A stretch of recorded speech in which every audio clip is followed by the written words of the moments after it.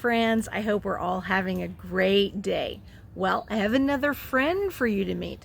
This particular friend actually is found in the deserts of Australia. So you know in the desert you're going to have a lot of sand. So his skin is actually going to look like the color of sand. If an animal blends into their surroundings, they're said to have good camouflage. And this animal has excellent camouflage. So I'm going to introduce you to a bearded dragon. Again, this is a lizard from the deserts of Australia. And his name is Copernicus. And he's very much enjoying the sunshine.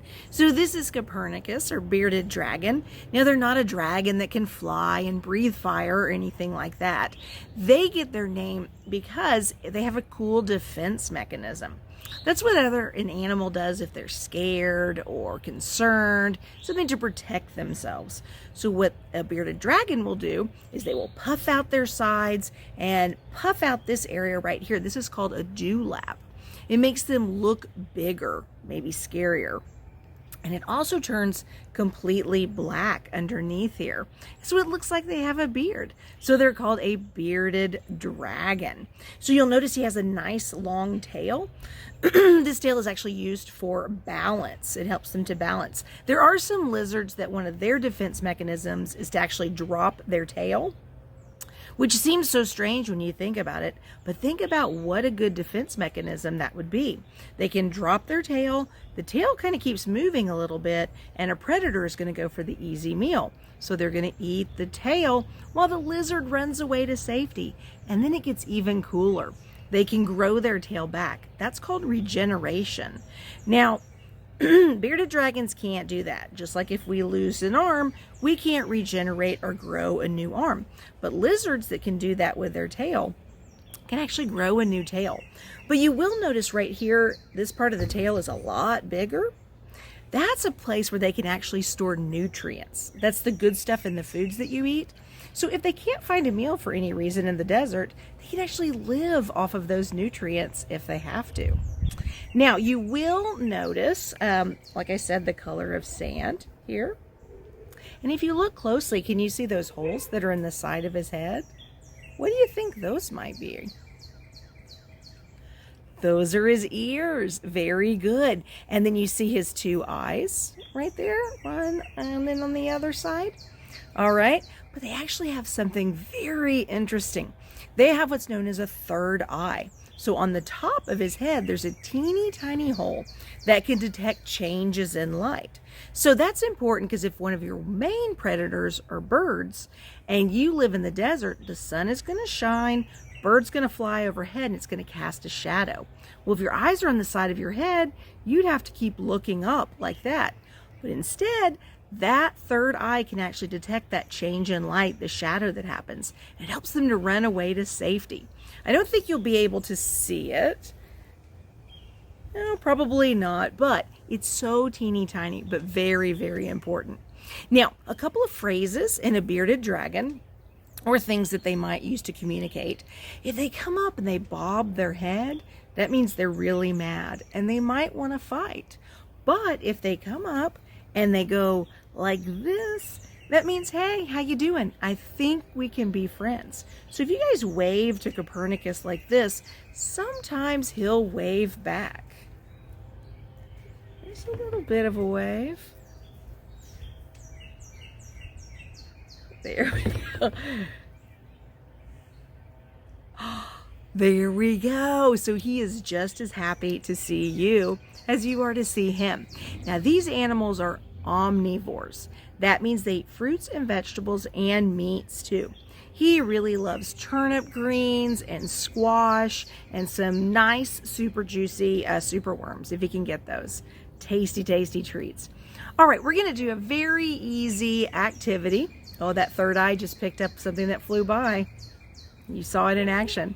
All right, we're going to do a really fun and easy art science activity that you guys can do on your own. So everybody tell Copernicus bye.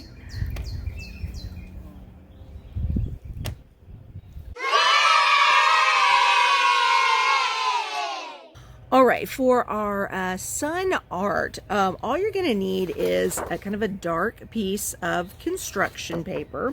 I used blue, so it just needs to be a little bit darker color. And then some pennies. So I just have some pennies right here. Ooh, ooh, ooh. There we go, lots and lots of pennies. Okay. So you're going to make a design on your construction paper with your pennies. Now, you need to also choose a place where you want to put your art. It has to set out for a while. Usually all day is a really good place. So a place maybe in your backyard or your front yard that gets direct sunlight, because you're going to need the sun's UV rays. Those are ultraviolet rays to help you make your masterpiece. So I'm going to take my construction paper here. And I'm just going to arrange my pennies in a nice design. And you can design whatever you want.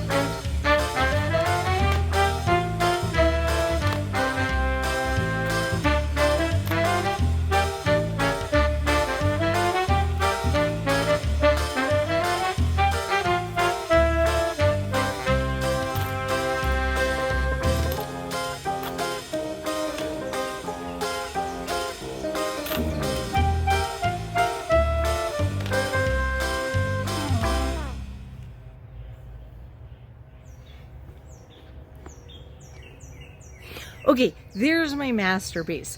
Now, you don't want to move the pennies after you get them situated, and you want, again, direct sunlight. Because what's going to happen is the sun's ultraviolet rays are going to actually lighten the paper that is not covered with the pennies. The pennies are going to block the sun's ultraviolet rays. So you're going to end up with all the rest of your paper is going to be really light, but the design you made is going to be really dark. So you just use the sun, pennies, and construction paper to create your artistic science masterpiece.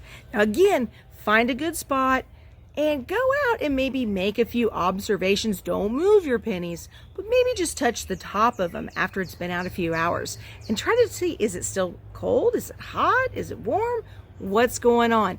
And then wait till you think it's just about done, probably about 4 or 5, maybe 6 hours. It doesn't really have to be that long. You'll get an idea, but at least 3 or 4 hours. And then come out, take your pennies off, check out what you made. Until next time, have a great week and keep reading.